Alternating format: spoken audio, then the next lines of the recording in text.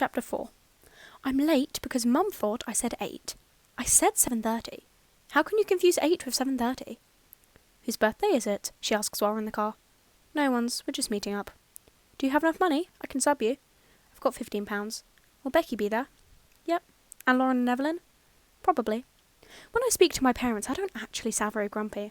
I'm usually quite cheerful sounding when I talk. I'm good at that. It's Tuesday. Evelyn organised some start-of-term thing at Pizza Express. I don't really want to go, but I think it's important to make the effort. Social convention and all. I say hello to the people who notice my entrance and sit at the end of the table. I nearly die when I realise that Lucas is here. I know already that I'm going to find it difficult to think of things to say to him. I successfully avoided him for the rest of yesterday and all of today for this exact reason. Obviously, Evelyn, Lauren and Becky took the opportunity to make him the boy of our group. Having a boy in your social group is the equivalent of having a house with a pool, or a designer shirt with the logo on it, or a Ferrari. It just makes you more important. A waiter hurries over to me, so I order a diet lemonade and stare down the long table. All the people are chatting and laughing and smiling, and it sort of makes me feel a bit sad, like I'm watching them through a dirty window. Yeah, but most of the girls who move to Truham only move because they want to be around boys all the time. Becky, seated next to me, is talking at Lucas, who is sitting across from us. So many attention whores. To be fair, he says, Truham girls are basically worshipped. Lucas catches my eye and smiles his awkward smile. He's got this hilarious Hawaiian shirt on, the tight-fit kind with the collar done right up and the sleeves slightly rolled. He doesn't look as embarrassed as yesterday. In fact, he looks fashionable. I didn't think he would be that sort of guy. The sort of guy who wears Hawaiian shirts. A hipster sort of guy. I make the deduction that he definitely has a blog. Only because boys at all boys' schools are sexually deprived, says Evelyn, who is next to Lucas, waving her arms around to emphasise her point. I've said it before and I'll say it again. Single-sex schools damage humanity. The number of girls in our school that are socially clueless because they haven't spoken to any boys. It's way out of control, man, concludes Lauren, who is on the other side of Evelyn. I love the Truham girls' uniform, sighs Becky. They all look so good in that tie. She gestures abstractly to her neck. Like, thin stripes look way nicer than thick stripes. It's not real life, says Lucas, nodding earnestly. In real life, there are boys and there are girls, not just one or the other. But that tie, says Becky. I mean, I can't even. They all nod and then start talking about something else. I continue to do what I do best. Watch. There's a boy sitting next to Lauren, talking to the girls at the opposite end of the table. His name is Ben Hope. Ben Hope is the guy at Higgs. And by the guy, I mean that one boy in the sixth form that every single girl in the entire school has a crush on. There's always one. Tall and slim-built, skinny trousers and tight shirts. He usually straightens his dark brown hair, and I swear to God it defies gravity because it swishes in a kind of organised vortex. But when he doesn't straighten it, it's all curly and he just looks so cute you want to die. He always appears to be serene. He skateboards. I, personally, do not fancy him. I'm just trying to express his perfection. I actually think that a lot of people are very beautiful, and maybe even more beautiful when they're not aware of it themselves. In the end, though, being beautiful doesn't do much for you as a person apart from raise your ego and give you an increased sense of vanity. Ben Hope notices me staring. I need to control my staring. Lucas is talking at me. I think that he's trying to involve me in this conversation, which is kind of nice, but also irritating and unnecessary. Tori, do you like Bruno Mars?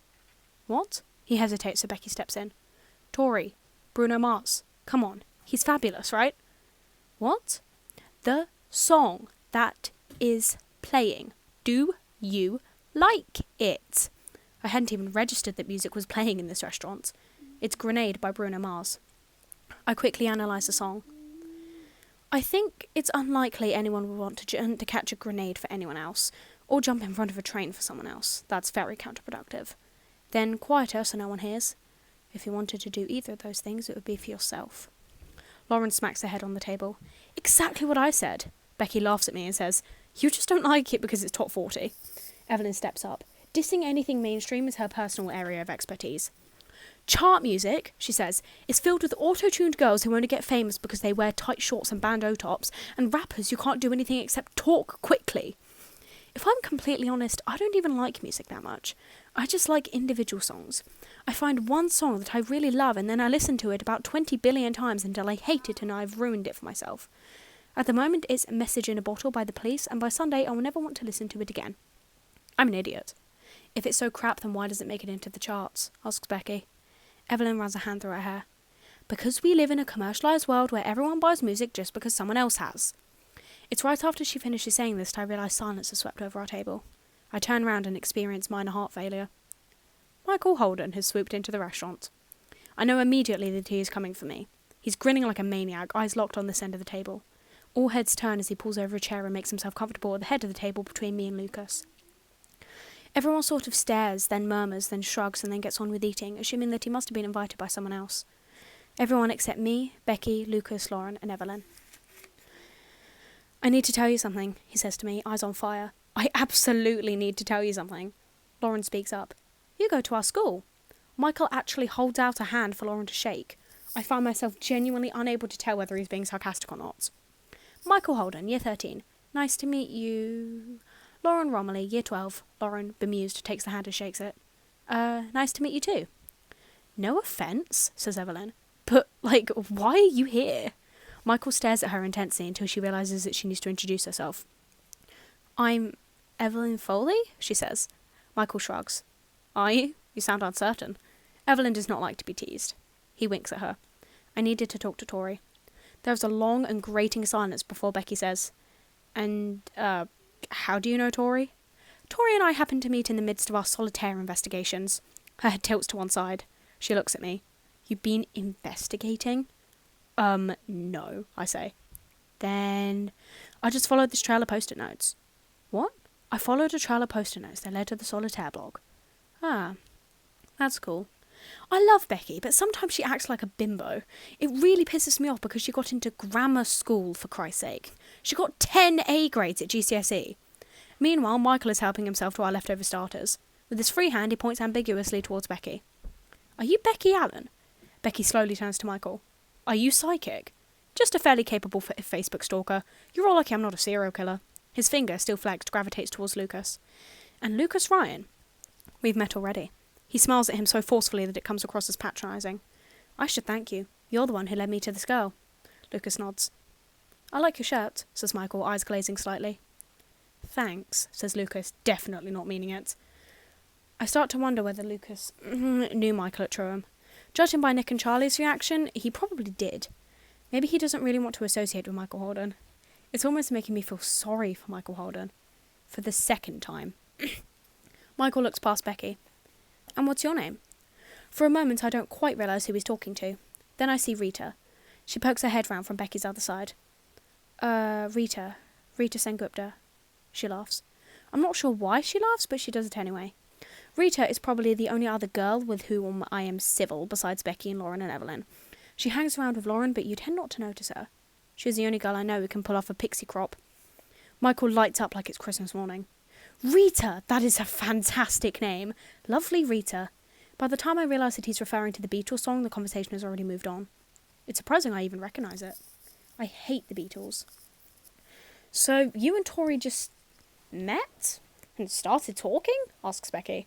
That seems sort of unlikely. It's funny because it's true. Yes, says Michael. Unlikely? Yes, but that is what happened. Once again, he looks into my face, casually blanking the entire group. I cannot articulate how uncomfortable I feel right now. This is worse than drama GCSE. Anyway, Tori, there's something I want to tell you. I blink, sitting on my hands. Lauren and Becky and Evelyn and Lucas and Rita are listening intently. Michael glances at each face over his large glasses. But I, can't remember what it was. Lucas sneers. You tracked her all the way down to this restaurant to tell her something, and now you can't even remember what it is. This time Michael picks up on Lucas's tone. Excuse me for having a memory like a sieve. I feel I deserve credit for making the effort to come here. Why couldn't you just send her a message on Facebook? Facebook is for trivialities, such as what takeaways people are having and how many lols they had the night before with their gals. Lucas shakes his head. I just don't get why you'd actually come down here and then forget. You wouldn't forget if it was something important. On the contrary, you'd probably be more likely to forget the most important things of all. Becky interjects. So are you and Tori friends now? Michael continues to contemplate Lucas before addressing Becky. That is a fantastic question. Then he faces me. What do you think? Are we friends now? I genuinely can't think of an answer, because the answer, in my opinion, is definitely not yes, but it's definitely not no either. How can we be friends if you don't know anything about me? I say. He taps his chin thoughtfully. Let's see, I know that your name is Victoria Spring. You're in year 12. Your Facebook indicates that you were born on April 5th. You're an introvert with a pessimistic complex. You're wearing pretty plain clothes, jumper, jeans. You don't like embellishments and fuss. You don't care about dressing up for people. You'll have ordered a margarita pizza. You're a picky eater. You rarely update your Facebook. You don't care for social activities. But you followed the post-it trail yesterday just like I did. You're curious. He leans in. You like to act as if you care about nothing, and if you carry on like that, then you're going to drown in the abyss you have imagined for yourself. He stops. His smile vanishes, leaving only its ghost. Jesus, mate, you are a stalker, Lauren attempts to laugh, but no one else joins in. No, Michael says. I just pay attention. It's like you're in love with her or something, says Evelyn. Michael smiles a knowing smile. I suppose it is a bit like that. You're gay though, aren't you? Says Lauren, forever unafraid to say what other people are thinking. Like, I heard that you're gay. Ooh, you've heard about me, he leans in. Intriguing. Are you, though? Asks Lucas, trying unsuccessfully to sound casual. Michael waves a hand about. Some people say that. Then he grins and points a finger at him. You never know. It might be you I'm in love with. Lucas immediately colours. You're gay, squeaks Becky. Tori has a gay best friend. I am jealous. Sometimes I'm embarrassed to be friends with Becky.